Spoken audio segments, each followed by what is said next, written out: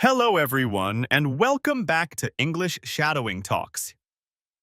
In this channel, we practice listening, speaking, and shadowing techniques to help you make your English more natural and fluent.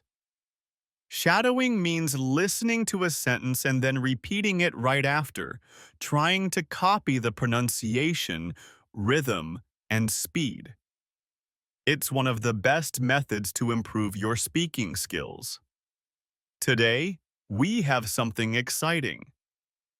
Our video will include a story with a touch of adventure. The story will help you learn English through context, and at the end, we will do a shadowing exercise together. Today's story is about a young man named Elias.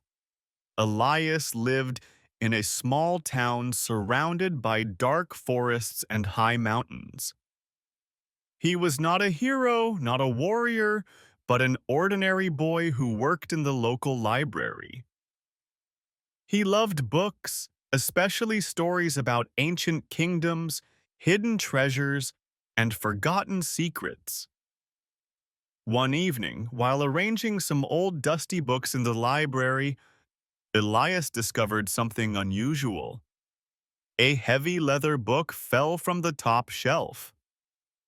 When he opened it, he saw strange maps and symbols. The pages spoke of a hidden stone called the Heart of Light. According to the book, this stone had the power to protect the land from darkness, but it had been lost for centuries. At first, Elias thought it was only a story, but as he read more, he found a small note inside the book. To the one who finds this, the stone is real. The darkness is coming. The journey begins at the old bridge. Elias's hands shook as he read the words. Could it be true? Was there really such a stone? And why did he find the book now after all these years? He felt both fear and excitement in his heart. That night, Elias could not sleep. The words of the note kept repeating in his mind. Finally, as the moonlight touched his window, he made a decision. He would follow the clue. He would go to the old bridge at dawn, and so Elias's journey began. He packed a small bag, some bread, a water flask, and the mysterious book. As the first light of morning touched the sky, he walked through the empty streets of his town toward the unknown path waiting for him. The adventure of his life had just started. Elias walked for hours following the small road that led out of town. The morning air was cold and the ground was wet from the night's rain. He held the leather book tightly in his hands, afraid that someone might take it away. By noon, Elias reached the old bridge. It was broken in some places, and the stones were covered in moss. For many years, no one had used it. The river below was fast and loud, carrying white foam on its surface. Elias hesitated. Is this really the right place? He thought. He opened the book again. On one of the maps, there was a mark, a small red cross exactly where the bridge was. His heart started to beat faster. Suddenly, he noticed something unusual. Under one of the stones of the bridge, there was a symbol, the same symbol he had seen in the book. It looked like a circle with a flame inside. Elias touched it, and the stone moved slightly, revealing a hidden passage. He could not believe his eyes. A secret tunnel beneath the old bridge. He stepped inside carefully. The tunnel smelled of earth and damp air. It was dark, but at the end he could see a faint light. As Elias walked further, the sound of the river grew softer and the tunnel opened into a small cave. In the middle of the cave stood a stone pedestal. On it, there was another clue. A piece of parchment with words written in an old language.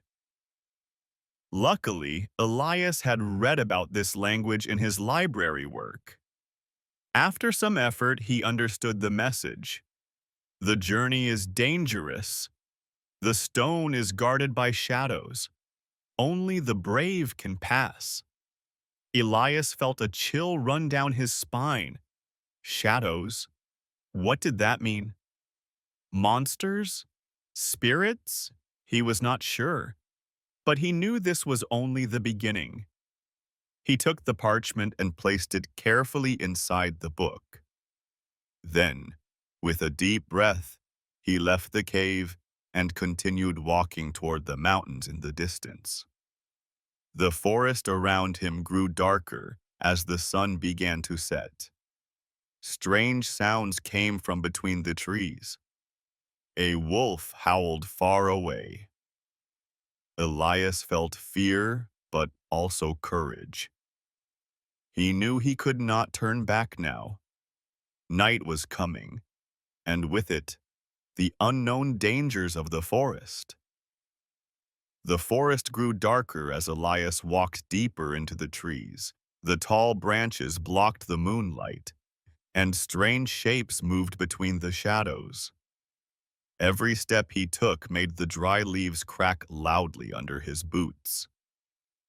Suddenly, Elias felt that he was not alone. The air became colder, and the silence was heavy. From the corner of his eye, he saw something move, a tall shadow sliding between the trees. He froze. His hands shook, but he forced himself to stay calm. Then he heard a whisper. It was not a human voice. It was low, broken, and filled with anger. Turn back. Elias's heart pounded in his chest. He wanted to run, but he remembered the parchment from the cave. The stone is guarded by shadows. So this was the warning. These shadows were real. The ground trembled and one of the shadows stepped forward. It looked like a figure made of smoke with glowing eyes like fire. It raised a hand and the trees around it shook violently. Elias quickly opened the leather book. He searched the pages looking for something that could help him. Then he saw a drawing. The same symbol he had touched on the bridgestone, the circle with a flame. Next to it were simple words. Light defeats the dark. Elias thought fast. He reached into his bag and pulled out a small lantern. He lit it with trembling hands, and the warm yellow light filled the forest path. The shadow screamed. Its form began to twist and break apart. The other shadows around also shrank back, hiding in the darkness. Elias lifted the lantern higher, and the shadows dissolved into the air, vanishing one by one. When silence returned, Elias fell to his knees. His body was shaking, but his spirit grew stronger. He had faced the guardians of the forest and survived. He stood again and whispered to himself, I must continue. This is only the beginning. With the lantern in one hand and the book in the other, Elias walked forward. Beyond the forest, he could now see the outline of the mountains, tall and sharp against the night sky.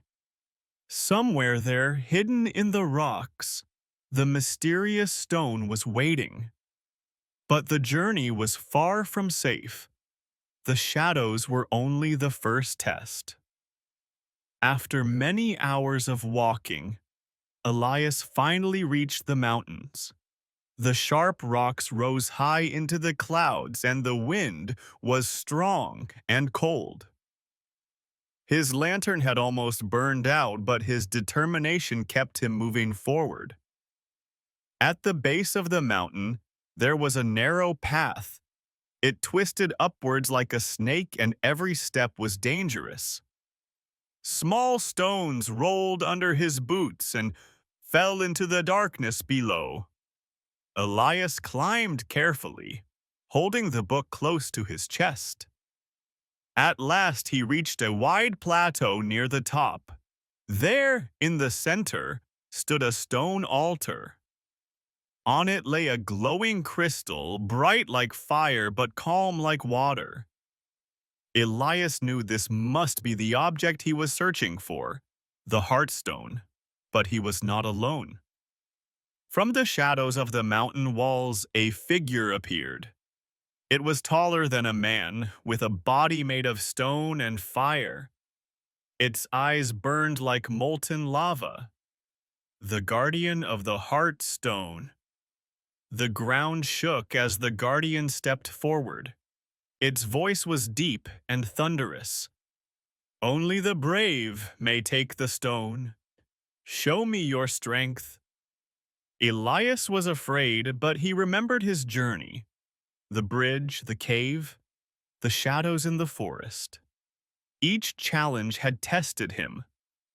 Each moment had made him stronger. He lifted the lantern high, and for a moment the guardian paused. Then Elias opened the leather book and placed it on the altar. The book glowed with the same light as the crystal.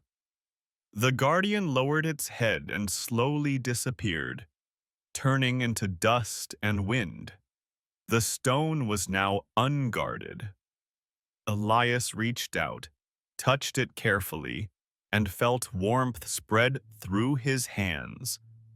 The stone was not just power. It was knowledge, memory, and hope. He whispered, "The journey was not about the stone. It was about becoming brave." With the Heartstone in his hand, Elias looked out over the mountains. His adventure was only beginning, but for now he had won. I will say each phrase slowly, then I will tell you, "Now it's your turn." Repeat after me. The journey is dangerous. Now it's your turn. Repeat after me. The journey is dangerous. Light defeats the dark. Now it's your turn. Repeat after me. Light defeats the dark. I must continue. Now it's your turn. Repeat after me. I must continue. Only the brave may take the stone. Now it's your turn. Repeat after me. Only the brave may take the stone. The journey was about becoming brave. Now it's your turn. Repeat after me. The journey was about becoming brave. Thank you for watching this video. If you enjoyed the story and the practice, please don't forget to like, subscribe, and share your ideas in the comments. Tell me what kind of story you want next time.